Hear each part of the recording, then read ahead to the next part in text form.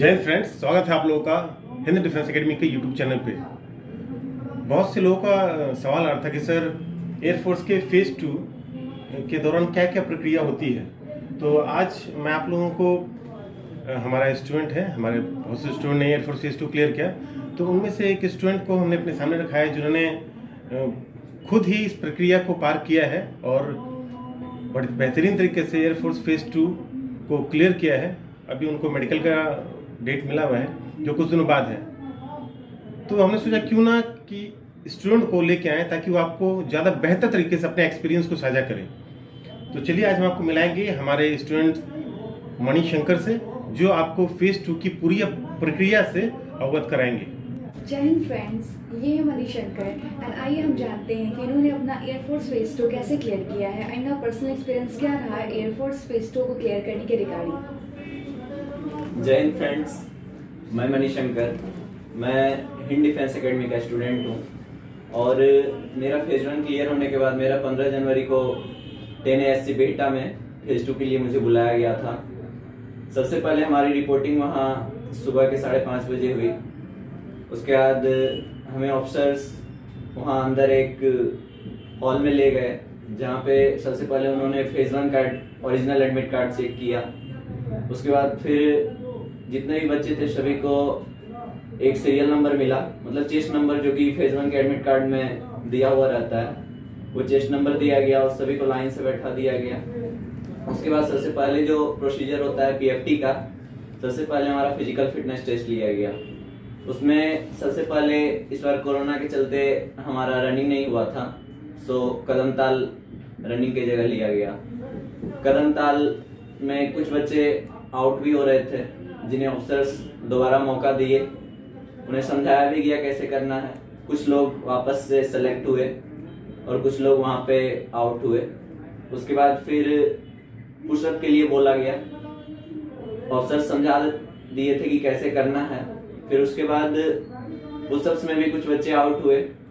फिर उसके बाद पुशअप्स के बाद स्क्वाट्स होता है, स्क्वाट्स में भी वही प्रोसीजर रहा, वो लोग पहले समझा दिए, जो बच्चे नहीं कर पाए उन्हें फिर निकाला गया।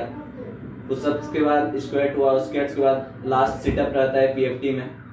फिर सिटअप होने के बाद सबको ले जाया गया। अब दूसरा मतलब इस बार DFT को एक्सक्लूड कर दिया गया था, पिछले साल DFT था लेकिन इस बार DFT नहीं रहा। SRT के लिए सबको फिर चेस्ट नंबर वाइज ही लाइन से एक बड़े से हॉल में ले जाया गया। वहाँ पर फिर सभी को लाइन से बैठा दिया गया और सारा प्रोसीजर समझा दिया गया था कि SRT के दौरान क्या क्या करना है। SRT में मेनली 30 मिनट में 45 क्वेश्चन करने होते हैं, जो कि हमारी मेंटल एबिलिटी को चेक करते हैं कि हम किसी भी सिचुएशन को लेके हम किस तरह से रिएक्ट करते हैं। और उसमें लगभग 45 में से 10 क्वेश्चन रीजनिंग के भी रहते हैं, जो हमें 30 मिनट में बनाना ही है। उसमें आपको एक भी क्वेश्चन छोड़ना नहीं होता है। तो हमारे SRT में ज्यादा बच्चे आउट नहीं हुए, बस 2 ही बच्चे को उन्होंने आउट किया। शायद वो कुछ क्वेश्चन छोड़ दिए होंगे या फिर कुछ अटपटा आंसर कंटिन्यू किए होंगे। तो उसके बाद फिर SRT भी हम लोग का हो गया। SRT के बाद हम लोग को बहुत सारा फॉर्म फिलअप करना था। जैसे उसी टाइम वो लोग अपॉइंटमेंट लेटर भी भरवा लेते हैं कि आपका एड्रेस क्या है, कहाँ आपको अपॉइंटमेंट लेटर चाहिए, ये वो, और बहुत सारा फिर मेडिकल के लिए भी वो बहुत सारा फॉर्म फिलअप करवाते हैं। इस बीच आपको खाने का भी टाइम दिया जाता है। फिर उसके बाद फिर से हॉल में बुलाया जाता है और फिर से सब कुछ समझा दिया जाता है। उसके बाद फिर आपका डॉक्यूमेंट वेरिफिकेशन के लिए आपको बुलाया जाता है। फिर से सभी बच्चे का लाइन से डॉक्यूमेंट वेरिफिकेशन हो रहा था। जिन जिन बच्चों का डॉक्यूमेंट वेरिफिकेशन होता जा रहा था, सबसे पहले उनको एक लाइन में बैठा के 15-15 का ग्रुप बनाकर, जो कि सबसे लास्ट प्रोसीजर रहता है फेज़ 2 का, जिसमें आपको अपना इंट्रोडक्शन और ग्रुप डिस्कशन करना होता है अपने मेट्स के साथ। तो 15-15 का ग्रुप बनाकर सबको लाइन में बैठा दिया जा रहा था और शायद 2 जगह डिस्कशन चल रही थी। 2 ऑफिसर्स थे जो कि 2 अलग-अलग जगह डिस्कशन करवा रहे थे बच्चों का। तो जैसे जैसे एक ग्रुप खत्म होता जा रहा था, दूसरा ग्रुप को पीछे से भेज दिया जा रहा था। फिर से हम लोग को मतलब भेजा गया 15 का ग्रुप हम लोग का। तो सबसे पहले वहाँ पर आपको एक सीट दिया जाता है, जिसपे कोई टॉपिक दिया हुआ नहीं रहता है, लेकिन आपको उसको पढ़ के समझना है कि वो टॉपिक मतलब वो किस टॉपिक पे, वो आपको सीट में वो जो कुछ भी लिखा हुआ है वो किस टॉपिक के रिगार्डिंग है, वो आपको खुद से पता करना है। फिर आपको उसको पढ़ने के बाद ऑफिसर्स बारी बारी से 15 बच्चे जो भी हैं उनको बोलते हैं कि आप अपना इंट्रो दीजिए और जो भी आप पढ़े हैं ये किस चीज़ के बारे में है इसको क्लियर कीजिए और इसके बारे में कुछ लाइंस बोलिए। ऐसा कर लेने के बाद सभी बच्चे फिर ऑफिसर बोलते हैं कि अब आपको ग्रुप डिस्कशन के लिए प्रिपेयर हो जाना है। तो ग्रुप डिस्कशन जनरली मतलब ज़्यादा यहाँ 10 SC बीटा में वैसा कुछ हार्ड नहीं था, बस आपको अपना जो भी उस टॉपिक को लेके जो भी आपके दिमाग में है बस आपको क्लियरली और साफ साफ मतलब इंग्लिश में बोलना है, मतलब कहीं भी रुकना नहीं है। हमारे कोचिंग में हमें बता दिया गया था कि कहीं भी आपको रुकना नहीं है और कंटिन्यू बोलना है और कोई भी हेजिटेशन फील नहीं करना है। तो बस हम लोग इसी चीज़ को फॉलो किए और वहाँ पे हमें ग्रुप डिस्कशन में कुछ भी वैसा प्रॉब्लम हुआ नहीं था। और फिर ग्रुप डिस्कशन में भी हमारे ग्रुप में 2-3 बच्चे निकले जो कि इंट्रोडक्शन वो दे ही नहीं पा रहे थे, वहाँ काफ़ी परेशानी हो रहा था उन्हें। फिर सभी का बच्चों का जब वहाँ ग्रुप डिस्कशन हो गया फिर वापस से हम लोग को उसी बड़े से हॉल में ले जाया गया।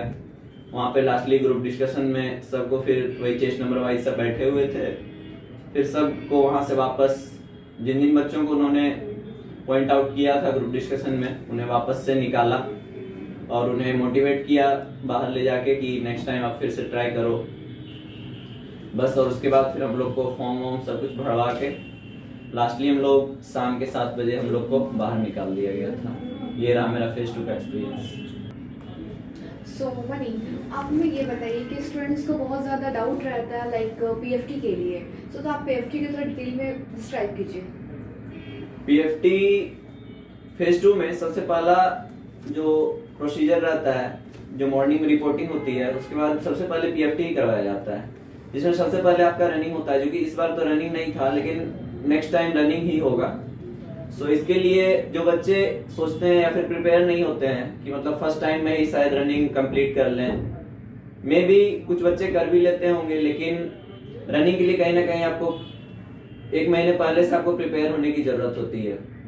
जैसा कि मेरे कोचिंग में तो रनिंग के लिए सर हम लोग को सुबह मतलब 6 बजे 5:30 बजे से 6 बजे के बीच हम लोग एक्सरसाइज थोड़ा वार्म अप करते थे, उसके बाद फिर हम लोग रनिंग करते थे, फिर बाद बाकी जो भी एक्सरसाइज होता है जैसे सिटअप, पुशअप, स्क्वाट्स, सर सब कुछ मतलब उसके बाद रनिंग के बाद हम लोग का एक्सरसाइज चलता था ये सब, जो कि मैंने काफ़ी इजीली प्रिपेयर कर लिया था यहाँ कोचिंग में, मुझे कुछ भी इसमें दिक्कत नहीं होता। मैं रनिंग के लिए भी पूरी तरह से प्रिपेयर था, जो कि नहीं हुआ। बहुत से बच्चे सर ऐसे भी आए थे फेज 2 में जिनसे मेरी बात हुई वहाँ 10 SC बीटा के अंदर, उन्होंने बताया था कि जैसे उनकी रनिंग कोई 7 मिनट में पूरा कर रहे थे, कोई 8 मिनट में, लेकिन इस बार तो रनिंग नहीं हुई तो वो लोग बच गए। लेकिन आप लोग को ऐसा करने से बचना है। सो आपको एक प्रॉपर गाइडेंस की जरूरत है PFT के लिए कि आपका पोस्चर कैसा होना चाहिए, स्क्वाट्स में, पुशअप्स में आपका क्या पोस्चर होना चाहिए, कैसे बॉडी नीचे जाना है पुशअप में, कैसे फिर ऊपर पैरेलल आना है, ये सब इसके लिए आपको एक प्रॉपर गाइडेंस की ज़रूरत है।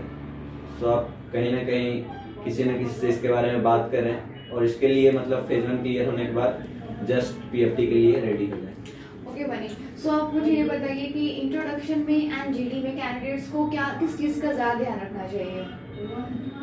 अब सबसे लास्ट जो फेज 2 में होता है इंट्रोडक्शन और GD, तो इंट्रोडक्शन तो मेनली सभी कैंडिडेट प्रिपेयर होके जाते हैं इंट्रोडक्शन के लिए, फिर भी कुछ बच्चे ऐसे ही मतलब चले जाते हैं इंट्रोडक्शन में, लेकिन आपको मेनली इंट्रोडक्शन अपना शॉर्ट रखना है, जिसमें कुछ ज़्यादा बड़ा नहीं होना चाहिए, बस सब कुछ अपने बारे में ही बताना है। जैसे आपका एजुकेशनल क्वालिफिकेशन क्या है, कहाँ तक आप पढ़े हुए हो, कहाँ से पढ़े हो, आपका हॉबीज, स्ट्रेंथ, और मेनली आपको बस ये बताना है कि आप इंडियन एयरफोर्स को ज्वाइन क्यों करना चाहते हो। बस इंट्रोडक्शन में यही आपको सीधे सीधे बोल देना है और कुछ नहीं है। और आपका बॉडी पोस्चर जो होना चाहिए इंट्रोडक्शन के टाइम, वो बिल्कुल सीधे लाइक इस टाइप से, हाथ ऐसे सामने करके आपको अपना बॉडी स्ट्रेट रखना है।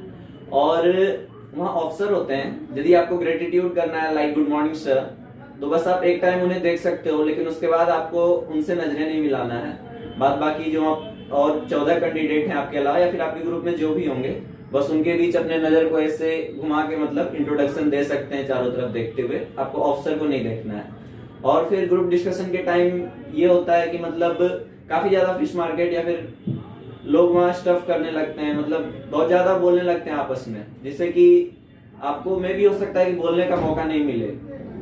यहीं पे आपको अपना जगह बनाना पड़ता है बोलने के लिए। थोड़ा लाउडर वॉइस में आपको, हाँ थोड़ा तेज आवाज में बोलिए और बिना हेजिटेट हुए कंटिन्यू, बस इंग्लिश में आपको कुछ भी सही से बोलना है, उस टॉपिक के रिलेटेड कुछ भी नहीं बोलना है, उस टॉपिक के रिलेटेड कंटिन्यू एक फ्लुएंसी में बोलते चले जाना है। और ऐसा आप 4-5 बार यदि जीडी के बीच में करते हो तो आई थिंक आपका जीडी में आपको कोई दिक्कत नहीं होना चाहिए। और यहाँ पर आपको जीडी में कंटिन्यू प्रैक्टिस की भी जरूरत पड़ती है। लाइक आपके पास टॉपिक होना चाहिए। आपको जीडी में भी कहीं ना कहीं गाइडेंस की जरूरत पड़ती है। लाइक आपके पास कंटेंट है किसी भी टॉपिक को लेके, आपका दिमाग कैसे रिएक्ट करता है कोई भी टॉपिक को लेके, ये आपको कॉम्प्रिहेंशन, जिससे आप कन्वर्सेशन करते हो 4 लोग 5 लोग के बीच में या फिर 10-15 लोग के बीच में। लाइक आपका जब ग्रुप बनता है, कहीं भी आप कोचिंग ज्वाइन करते हो या फिर अपने फ्रेंड सर्किल में शाम में कहीं बैठ के बात करते हो, तो ये सब चीज आपको काफी हेल्प करता है। और आपको कोई टीचर भी हेल्प कर सकते हैं इस चीज के लिए। लाइक आपको इंट्रोडक्शन कैसे देना है, आपका पोस्चर क्या होना चाहिए, आप अपने टीचर को ही अपना ऑफिसर समझ सकते हैं, उनके सामने इंट्रोडक्शन देने की प्रैक्टिस कीजिए। लाइक आपको इस टाइप से गाइडेंस दिया जा सकता है और आप एक बेहतर कैंडिडेट फेस 2 के लिए बन सकते हैं। सो फ्रेंड्स, ये था मणिशंकर का पर्सनल एक्सपीरियंस जिन्होंने अपना एयरफोर्स फेज 2 क्लियर किया है। होपफुली ये वीडियो आपके लिए हेल्पफुल होगा। Thank you so much. जय हिंद।